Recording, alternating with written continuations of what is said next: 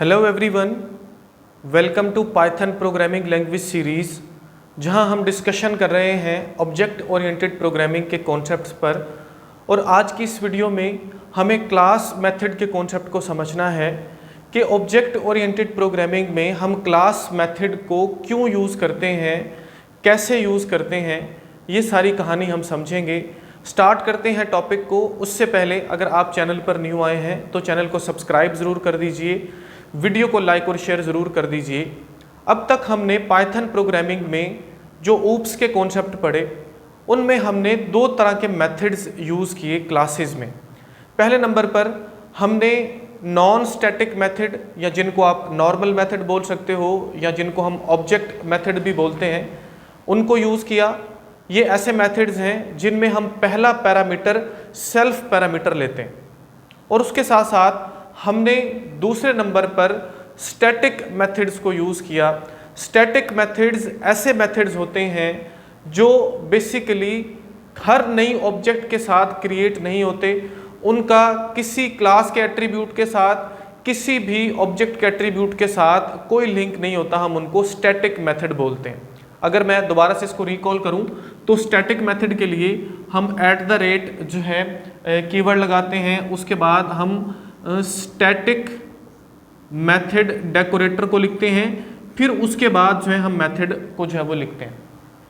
इस मेथड में, जिसको हम स्टैटिक मेथड बोलते हैं, हम सेल्फ पैरामीटर को यूज़ नहीं करते, क्योंकि सेल्फ बेसिकली क्या होता है, वो ऑब्जेक्ट ही होता है। जैसे फॉर एग्जांपल मेरे पास एक सिंपल सा मेथड है जो सिर्फ हेलो प्रिंट करवाता है, तो उसको मैं पहले स्टैटिक मेथड डिफाइन करता हूँ। ये मैंने डेकोरेटर लगाया, उसके बाद हम लिखेंगे डेफ कीवर्ड, उसके बाद हम फॉर एग्जांपल इसका नाम रख देते हैं जी डिस्प्ले मेथड का नाम, पैरेंथेसिस लगाई। इसमें सेल्फ को हमें नहीं लगाना।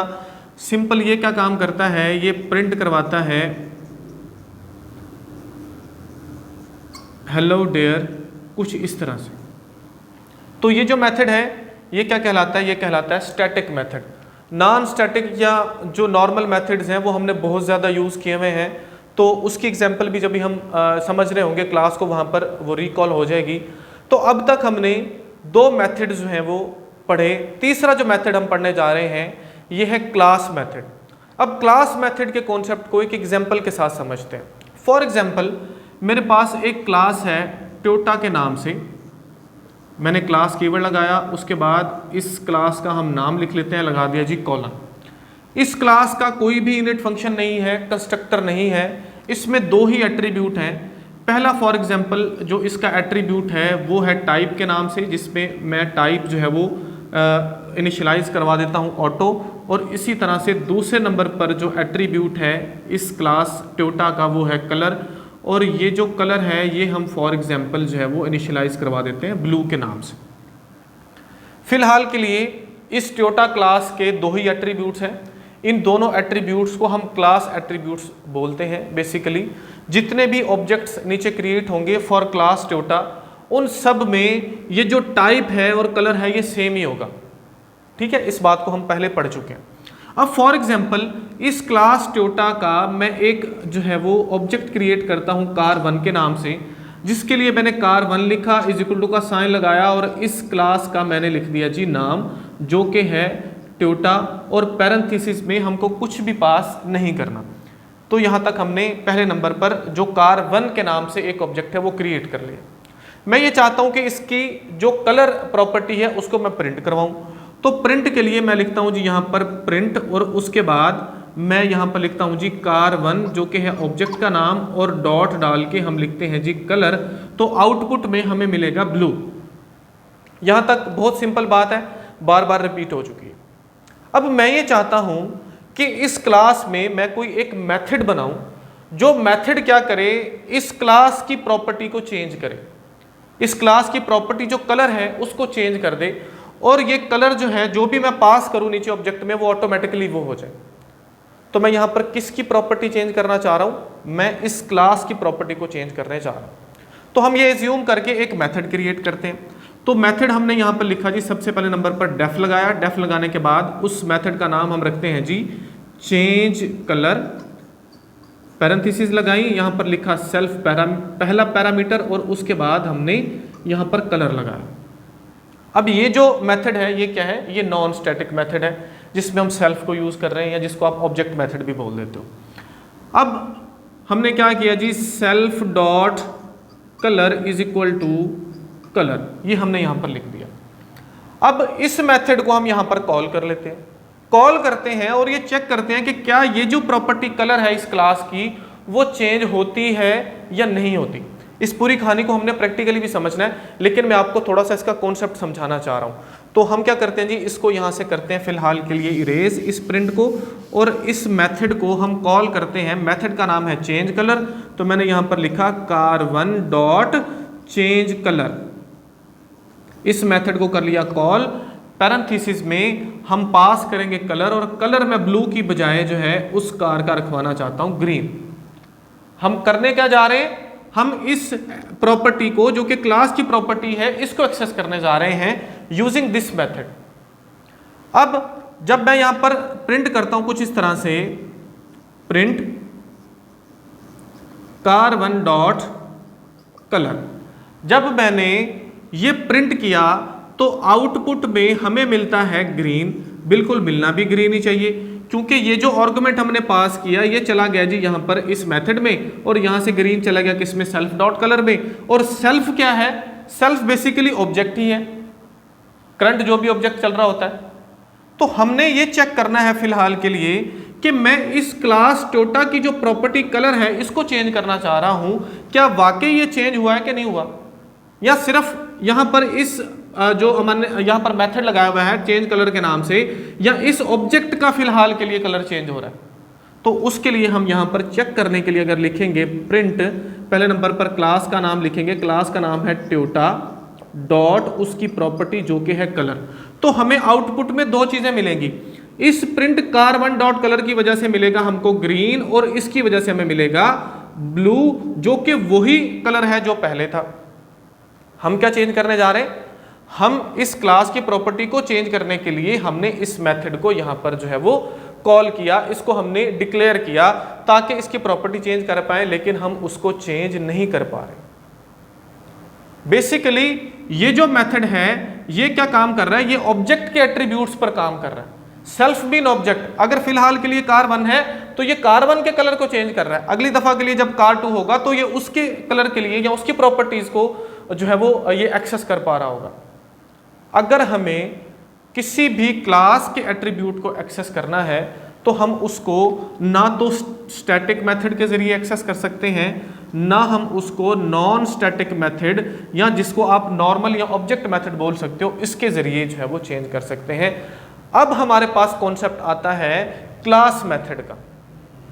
क्लास मेथड क्या कर सकता है, इस क्लास के जो एट्रीब्यूट हैं उनको एक्सेस कर सकता है, उनमें चेंजिंग कर सकता है।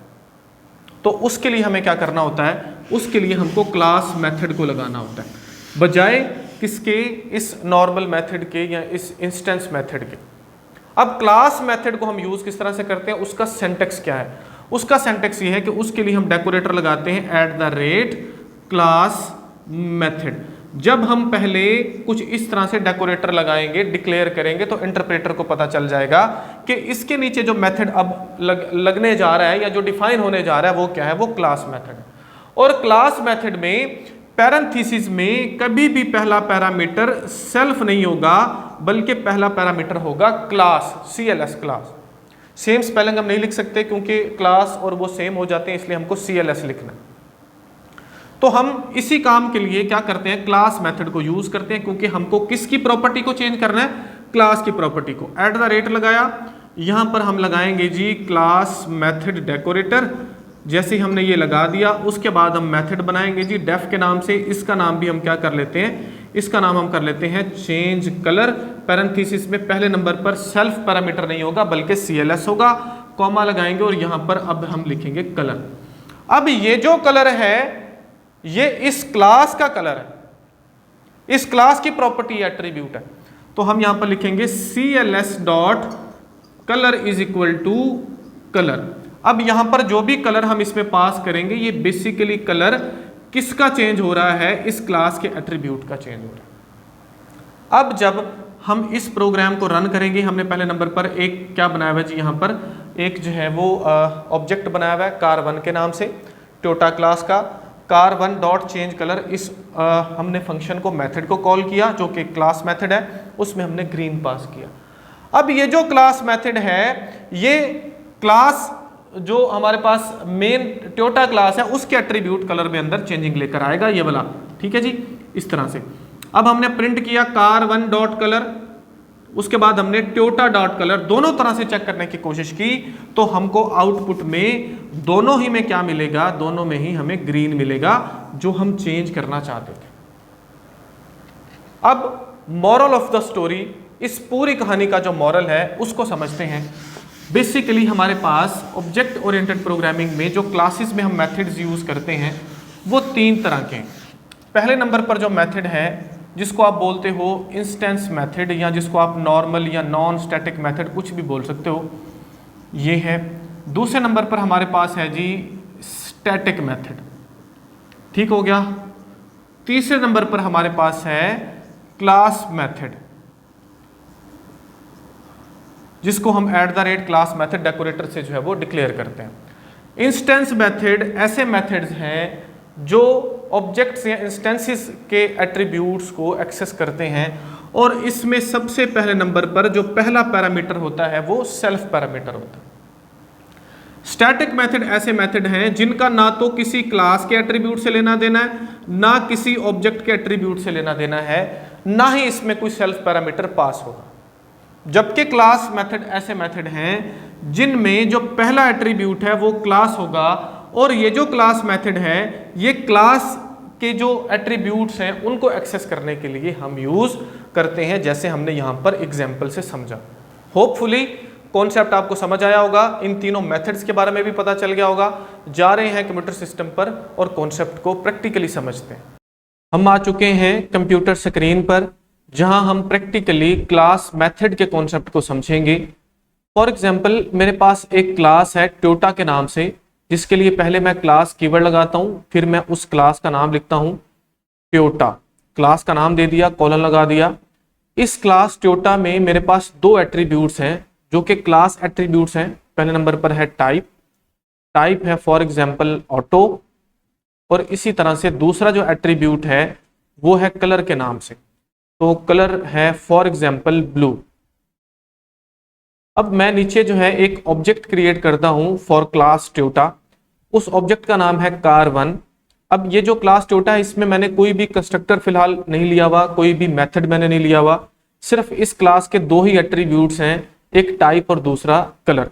इस क्लास टोयोटा का मैंने एक ऑब्जेक्ट क्रिएट किया car1 के नाम से, जिसके लिए मैंने उस ऑब्जेक्ट का नाम लिखा, इक्वल टू का साइन लगाया, और उसके बाद मैं क्लास का नाम देता हूं जो कि है टोयोटा।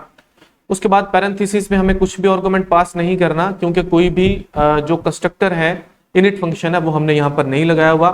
उसके बाद आ जाते हैं हम नेक्स्ट लाइन पर। अब फॉर एग्जांपल मैं इसके जो कलर है इस car1 का उसको प्रिंट करवाना चाहता हूं, तो मैं इस तरह से लिखता हूं प्रिंट, पैरेंथेसिस में गया और यहां पर जाके मैं लिखता हूं जी car1 डॉट कलर। अब हम इसको रन करते हैं तो हमें इसका कलर जो है car1 जो कि ऑब्जेक्ट है उसका कलर हमें ब्लू जो है वो प्रिंट होकर मिलता है।